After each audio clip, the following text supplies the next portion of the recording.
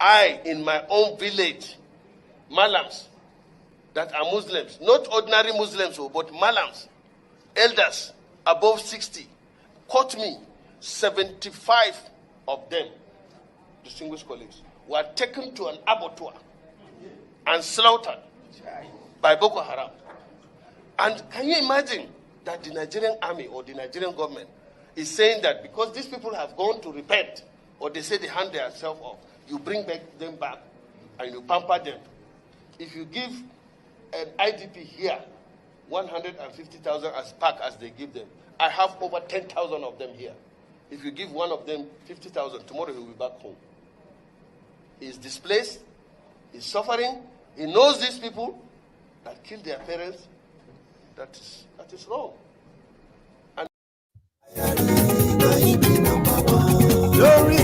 Thank you so much for joining me. This is Maiyegun live. Good afternoon to you, good morning to you, good evening to you from wherever you are watching from. Let me know if the sound is perfect right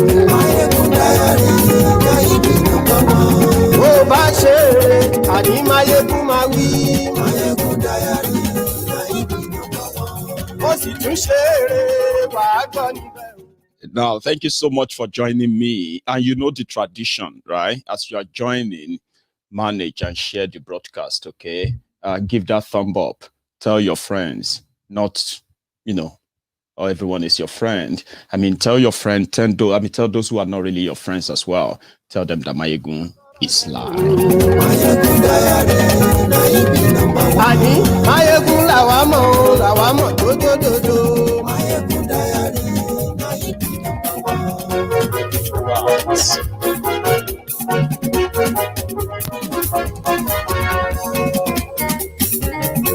Ani esunraki Maiyegun ti dé. Maiyegun ti dé. Ọ̀jẹ̀lú esunraki Maiyegun ti dé. Ani esunraki Maiyegun ti dé. Lórí Facebook Maiyegun ti dé. Ani esunraki Maiyegun ti dé.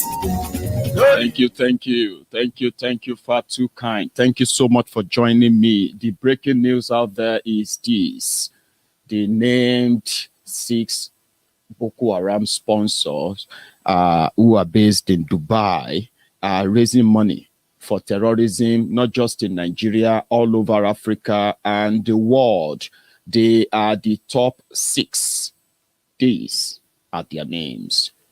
Abdurrahman Ado Musa, Saliu Yusuf Adamu, Bashir Ali Yusuf, Muhammad Ibrahim Isa, Ibrahim Ali Alazan, Surajo Abubakar.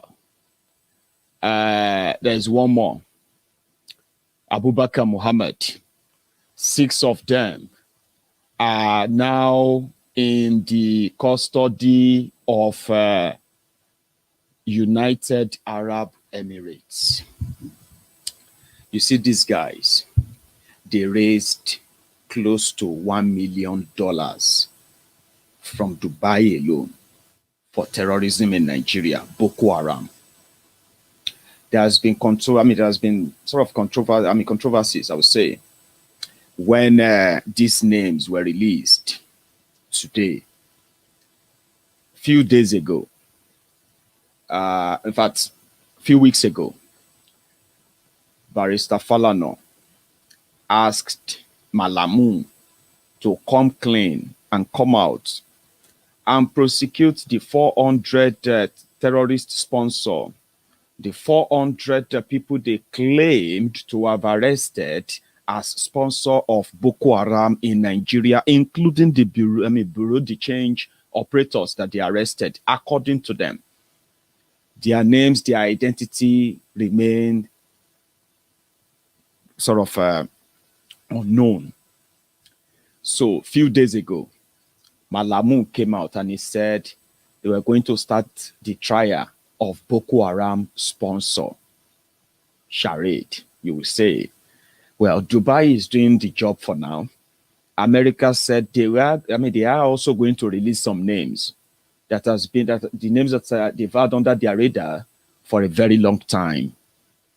More reason why you are going to watch this broadcast with me tonight is this: to have an insight when people who have given up completely on the fraud called Nigeria, simply because of the culpability of those who are supposed to keep people safe in Nigeria, their culpability, their collusion with the terrorists that are killing Nigerians and at the same time getting pardoned.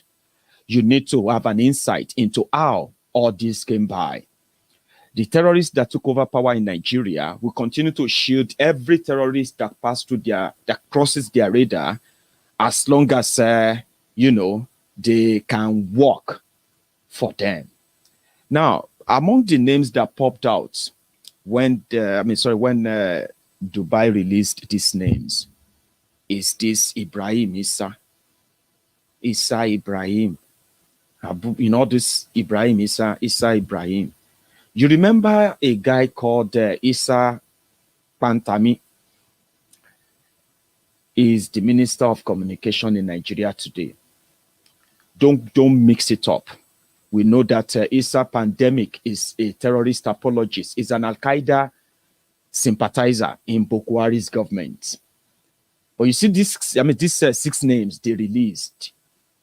Those guys are in jail in Dubai as you are watching this video. They are not in any way in Nigeria. But the only disservice they did us is that they did not release their images. I have been on social media. I have been on different crime websites, international crime websites, few ones that I could lay my hands on, put up all these names there to see if I could find any images that will at least give us an idea what these guys look like. The bottom line is that we haven't seen their ID yet. But you see those names, people know them. These are those they will call lecturers, Islamic lecturers, working in Syria, working in Libya, teaching in Saudi Arabia, teaching in Yemen. He is a professor in Iraq, professor in Iran. These guys are recruiters. They are those who manages cells for terrorists all over the world, including in Nigeria. So these names, I would expect Nigeria media to come up and do some digging for us. You remember when they said they wanted to, I was talking about the Issa Pandemic earlier. Issa Pandemic, a terrorist sympathizer, the friend of Shekau, the friend of Muhammad Yusuf, the guy that was killed, the founder of Boko Haram in Nigeria. Issa Pandemic. Issa Pandemic is known as Issa Patantami. However, when his cover was blown, that is the ringleader of the Al-Qaeda sympathizers in power in Nigeria, he decided to change his name when they said they wanted to do a meeting with Twitter. They banned Twitter because Twitter was pretty much exposing all of this crime being perpetrated by this criminal. It was becoming too much. So they banned Twitter.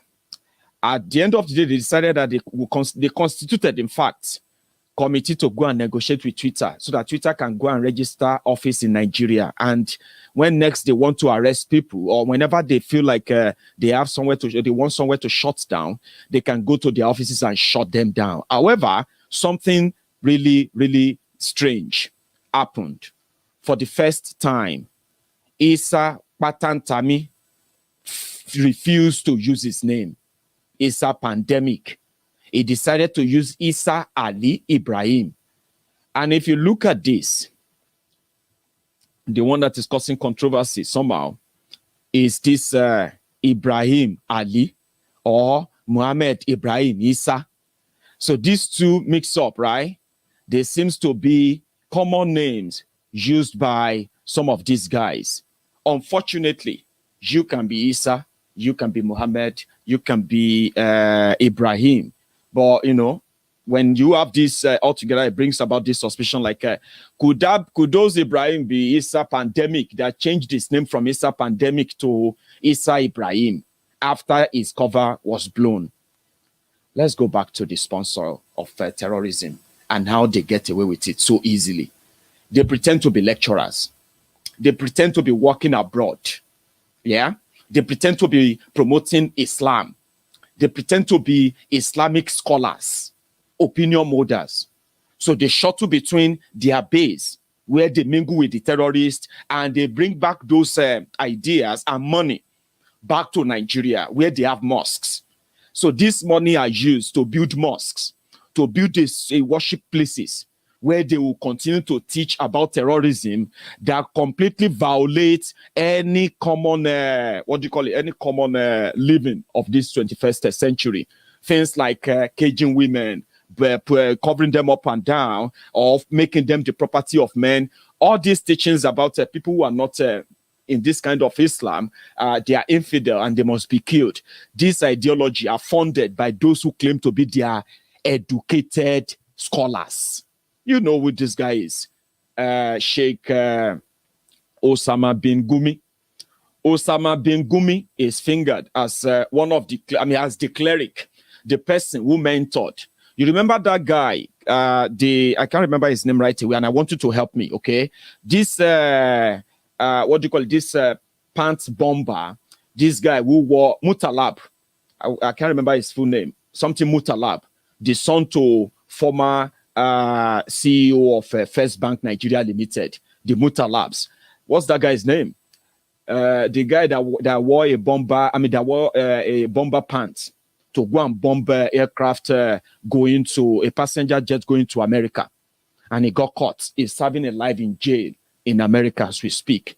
The person who groomed him, that young boy, is Sheikh Osama bin Gumi. This is what they do. And you see the political class. What they do with their political class, thank you very much. Abdul Muttalab. I think his name is Abdul Muttalab, but there is also a name for him as well. It was Gumi. Gumi was, that boy is a boy from a rich home.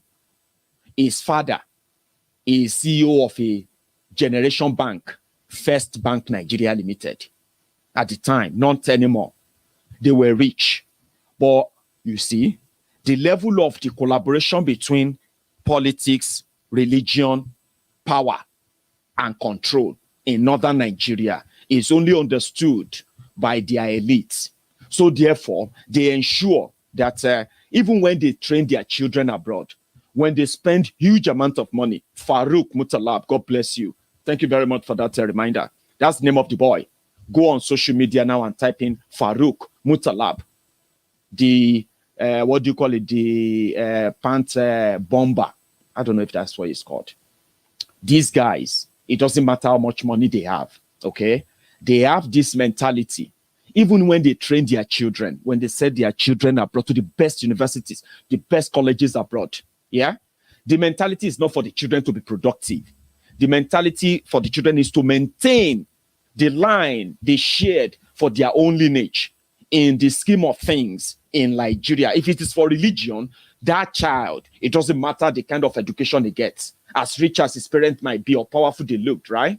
Once he's trained, he has to come back and continue with that tenet of that extremism if theirs is religion. And he must work and cooperate with the political class, who are also expected to protect and nourish the religious class, because they work hand in hand. That's where the power comes from. That's where the control comes from. These two, it doesn't matter their children.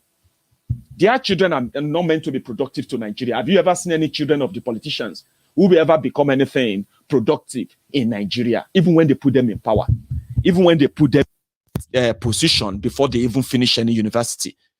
They are just leeches, scoundrels like their own parents. Their job is not to make Nigeria better.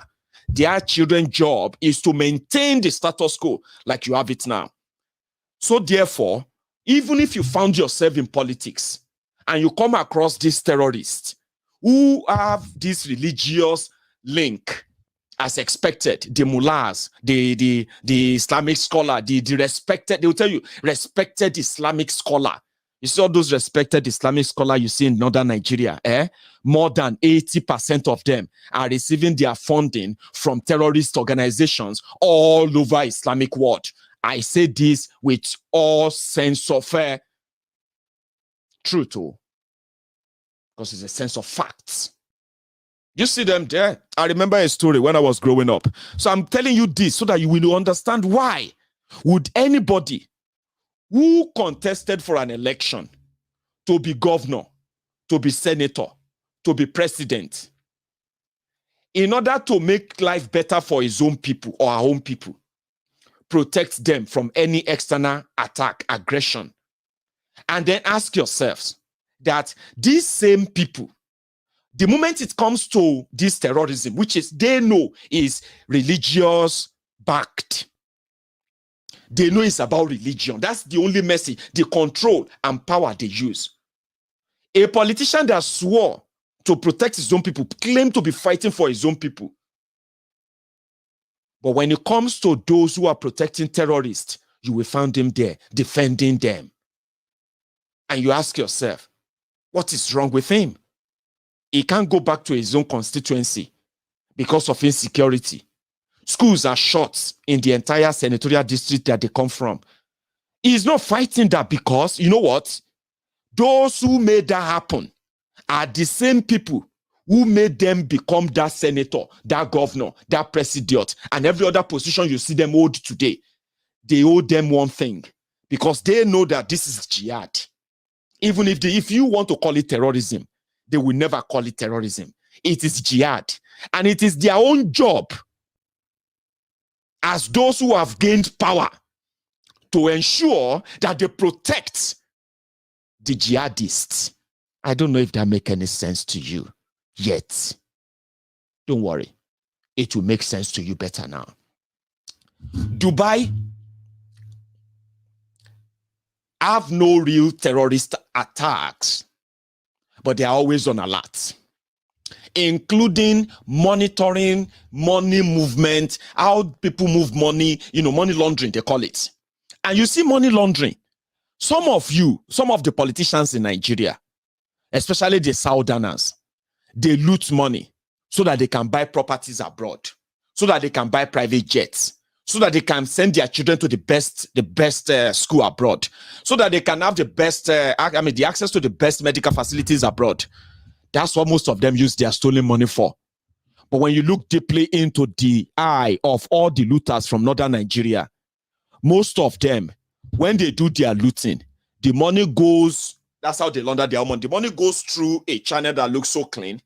Then they reroute that money through their own terrorist network, and then the money get back to fund terrorism, not just in Nigeria, because according to them, it is the least contribution they can give monetarily to support the jihad because they can't do it publicly. Now, here is the deal. Dubai have no real, not in any recent time, right? Dubai have no real terrorist threats or anything so far. Not that we have known, like Nigeria, but they are always alert.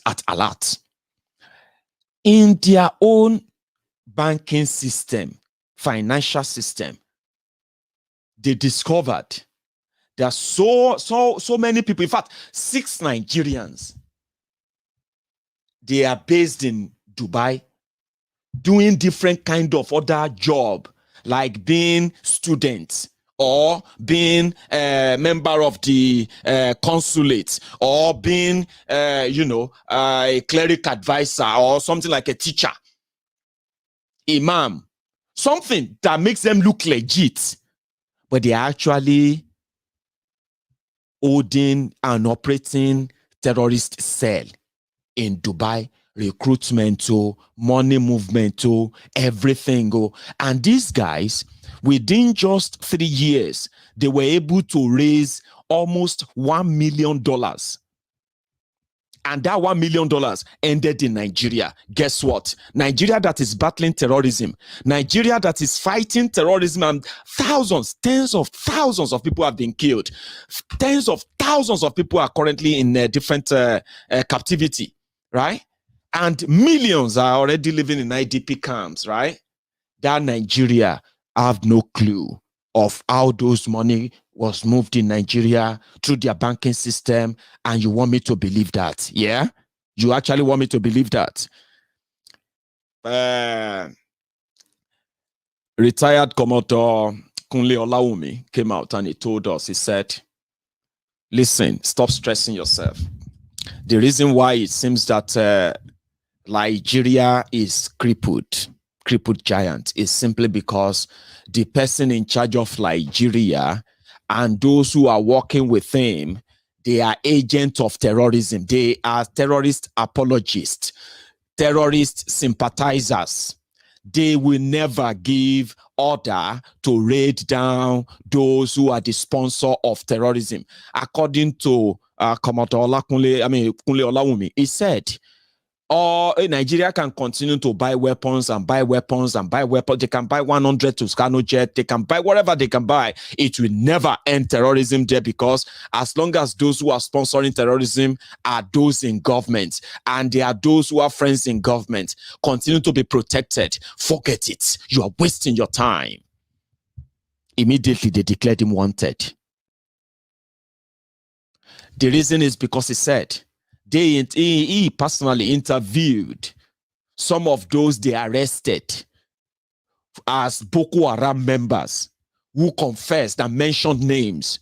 And he is 100% certain and sure that many of those they mentioned, he is 100% sure that 2 of them are currently in government of Boko Haram in Nigeria today. 1 of them is a governor, 2 of them inside government of Boko Haram, and they are untouchable. Trust me, we know those 2. The first one is this pandemic. The second one is Boko Haram himself, the chief negotiator of a terrorist.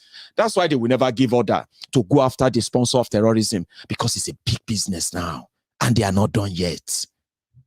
So ask yourselves, Dubai could find them. Dubai could prosecute them. Just like the same way Dubai police tracked and arrested Osh Poppy, gave detail of how Osh Kiari, the tailor, was, got involved. And the story of Osh Kiari, as you are hearing it today, they told us that their reports indicted him, but there's no certainty that he's going to be extracted to America. Some said, it be like said the FBI will go America, will go Nigeria, don't return back to America. And I'm like, you have no idea how long short this is going to be between Nigeria and America. But wait to find out. Dubai found 6 of them and they named them. That's what we're asking Nigeria to do. Boko Haram, which is going to be completely impossible. It's never going to happen. Okay? Abdurrahman Ado Musa. I went online. I found some names. I found some faces. But for the sake of privacy and no certainty that they are same, and because we know that people in northern Nigeria can actually share name that will look same, so I decided not to bring their pictures. But here are the names. You too can look them up. Some of them are not, they are on LinkedIn or what do you call it? Some of them are there on Facebook. Trust me, I could tell these guys who have the profile like I am a lecturer in Zaria, lecturer in this. So I will expect the Nigerian media to do us a favor to begin to dig and tell us their states, their towns, their pictures, their relatives, so that we can begin to link them up. Because you know what? Those who they are working with, they are in government in Nigeria. And as you are shocked, so are they. They are shocked too that Dubai, a Muslim country, is not protecting terrorists. Nigeria, that is not an Islamic country, is protecting terrorists, is giving them amnesty, is pardoning them. And they are telling you there is nothing wrong in that. They are still asking that the 4th deadliest terrorist group in the whole world, Fulani herdsmen, that they should be given land, they should be subsidized. And look at this. Those who are asking, they have no shishi to finance all of these wishes that they have. Boko Haram sponsor, now you know them. And now you know why Nigeria can never, ever give you the names of those who are based in Nigeria. Some of the questions people are asking is that, Maiyegun, if they manage to find 6 people in Dubai, How many people, how many of them do you think are currently working, doing the same job, raising money for terrorists in Iran, in Iraq, in Libya, in Egypt, in Morocco, in Saudi Arabia, in Yemen, in so many other places like that, that they could pretend to be Muslims. They could pretend to be pursuing an agenda in the name of Allah, in the name of Muhammad sallallahu alaihi wasallam, collecting money, spending that money on terrorism in Nigeria, because it's a big business, you know that. So if you don't go after the sponsor, you can continue to buy to Kano or wherever. And listen, when you talk about protection, look at them today. Those who are in power, they make sure that they would never call them terrorists. No, they're not terrorists. They are just some disgruntled boys that are just misbehaving. So they can be rehabilitated to start thinking like normal people, they say. However, the Biafrans who have pretty much vowed not to back down. Anyway, the sit-at-home today was also successful. Yes, there were some reported, disruptions here and there. But I managed to follow through what would be the reaction of the IPOB leadership on this.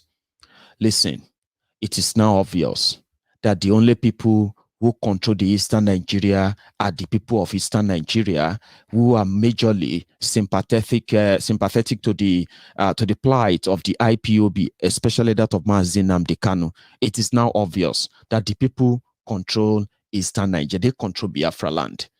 And if the politicians from Eastern Nigeria are smart enough, they have the opportunity now to key into whatever their people want now and speak up, be on their side for their own sake. I read there what the DOS posted today. They said they have suspended all the sit-at-home in Biafra land until the day and every day that Mazi Nnamdi Kanu appear in court, which simply makes sit-at-home every Monday now voluntary. This shouldn't cause any disharmony, any fight, or any kind of disagreement in any way, because the job is done, the message is delivered. Trust me, they got the message.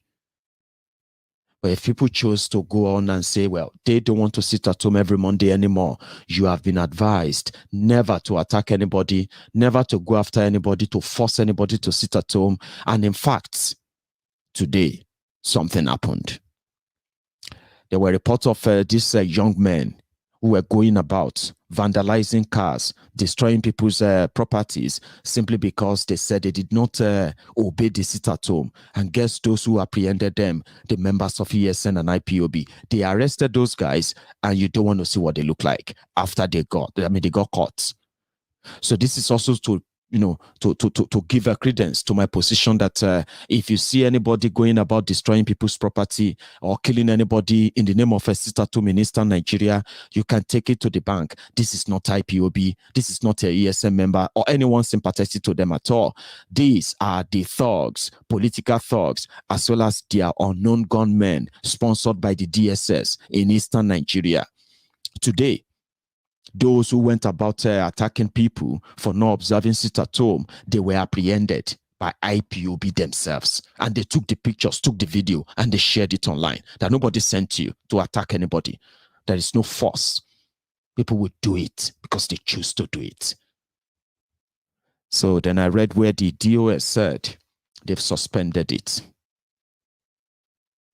And it is now voluntary. And they also offered for you to actually know that they've always been peaceful and they will always be peaceful. They've offered that they reported their bond school or any of properties bond during the time of a sit-at-home. All of this should be reported, and they are ready to rebuild them and refund, or in fact replace what is replaceable.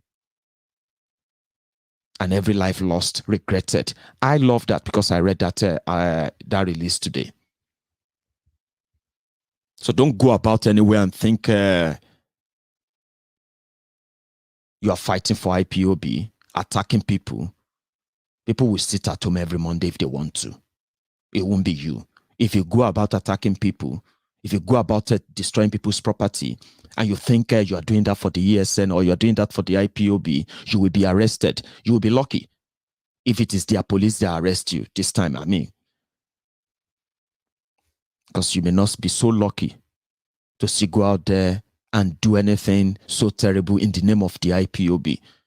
I hope you will listen. I'm saying this directly to you. If you are watching me from Nigeria, it is not a competition, okay? It is simply an advice. I saw the picture and the video of those young boys today, and trust me, I wish that never happened.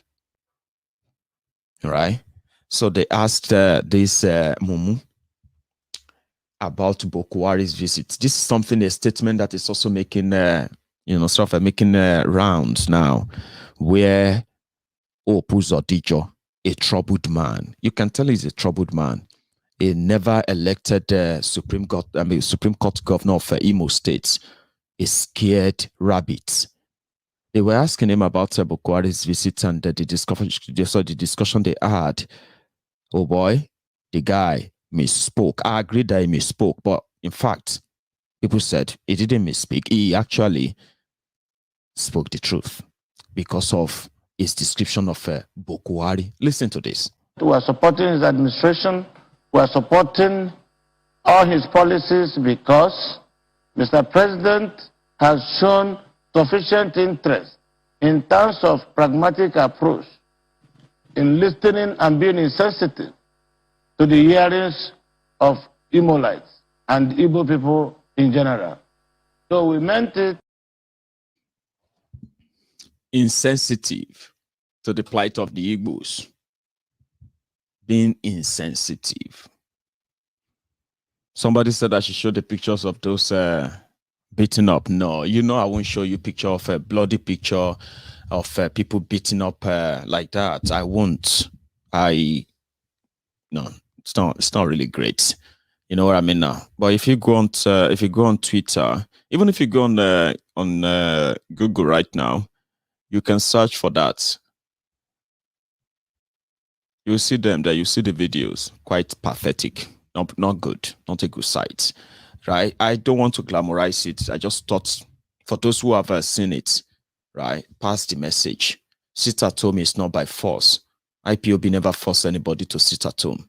People do that voluntarily. And when they do it 100% compliance without anybody having to go anywhere to force anybody. So now they've had to take a position today to, in fact, really warn those hoodlums who always love to take the advantage of that, right? That they should desist from it, which is, you know what I mean, which is better. And I hope it actually makes sense to people. I'm not saying that people won't sit at home on Mondays. Oh, don't misunderstand that. Oh, because you know what? Sitting at home every Monday was primarily from a reliable source, was primarily suggested themselves by the people until DOS heard about it and they decided to, to announce it. So when the DOS said that no, people should not sit at home anymore, and the controversy that followed, they just left all of you online to continue to do what you are doing, fighting yourselves. They sat at home and they continue to sit at home as well. But here is the difference. All right. There is no competition about it. If people choose to sit at home on Mondays, right, they will still sit at home. When nobody can say, oh, please go out. No. What we are saying is that if you found out that people are going about as well, just please don't act Van Damme. You will be doing that in violation of the leadership of IPOB's directive. You'll be violating their directive. And I don't think that will go down well with you. Trust me, it won't. Okay, so I hope that worked well in a way. Thank you very much, Adewale. It's actually there on the screen. I think it says PayPal me dot, I don't know. It's rolling on the screen there. If you would try it, sure. So that is from the East. We are so impressed by what you have done. Your level of protest when you were protesting in the public, They said you wanted to cause wahala. You are disturbing people from going to their businesses. You are disturbing blah blah blah blah blah. You are causing you are causing traffic. The government should shoot you. The government should kill you. And indeed, they started shooting and killing you. When you now said, okay, we won't be going about anymore. We won't do our protest. We won't do our rally anymore. We'll just be meeting quietly, and then there will be, they still came to your meeting places to shoot you, to arrest you, to, assault you, brutalize you. Now, when you now said, and people said, yeah, they should do that to you. Now that you decided to just sit at home, that one seems to be the below the belt. That one, no, really, really sit down well with them. That is the power. That power is the language that Boko Haram and his own full Igbo governors and their politicians, that is the language they will understand. Okay? When the society they think they are controlling becomes so hostile to them, they will either speak for them or they will end up having to vacate and, leave the stage. Trust me, they felt that sit at home more than anything. And if you see any Yoruba man that is so concerned about sit at home in the East, saying that you are just, you're just destroying yourselves. It's not going to affect Buhari. It's not going to affect this. It's not going to affect that. Just tell the person to keep his mouth shut. This is why Nigeria deliberately destroyed a region populated by people who are the top financial, the financial market runner in Nigeria. But yet, when you go to their region, as rich as they should be, they are the lowest region with IGR in Nigeria because it is deliberate. Deliberate underdevelopment of Eastern Nigeria. Deliberate. And then the unfortunate cause that leadership of the political class in Southern Nigeria has brought upon the people of the Southern Nigeria. That doesn't make Ogun State different from Abia. It doesn't make Lagos State different from, different from Enugu. It doesn't make Oyo State different from Imo State. Well, maybe different now, a little bit. Check the life of the people. Check their per capita earning. Check their daily living. Check the environment they live. Check their own electricity. Check their healthcare system. Check the education system. Check their own employment system. Check the young people who are employed and trained, and even trained to be employed in those places. Then you realize that it is the same caused leadership everywhere, but deliberate underdevelopment of Eastern Nigeria for years. Deliberate. When I say deliberate, they'll put policies in place to ensure that certain things never happen there. And if they don't happen there, they will just be what they are. And that's exactly what they are. Same way, we have remained backward in Western Nigeria. The people of Western region, we, the pioneer of the legacy of, the pioneer of the best education you can buy in any part of the world, the best medical system you can see in any part of the world. Yeah, we were competing, we were hopeful, we were futuristic until Agbero became our new sort of profession that people have to go into for survival now, right? Agbero, Agberoism, Agbero, executive Agbero. We used to be great. We were supposed to be great. If not for the fact that, well, lucky us. We tend to have a part where they couldn't do without anyway. Capital of Nigeria was so close to us. They had no choice. They still have to trade around us. They moved everything, but they couldn't move that financial capital anywhere. If they could, they would have moved it to Kano. Then you see that Lagos State will not be different from the same Bayelsa State that has oil, one of the biggest oil producer, but one of the poorest. If there is no allocation from Abuja in a month, Bayelsa will go broke, bankrupt, and the entire state will go berserk. Bayelsa. That's what Lagos State would have been. They moved everything, but they couldn't move the financial capital. They had no choice. If the sea could be moved to the northern Nigeria, they will move it, and they will abandon the rest of us to deal with criminals who are just pickpocket, opportunists, freeloaders, called leaders in this southern region. We wouldn't be different. Take it to all.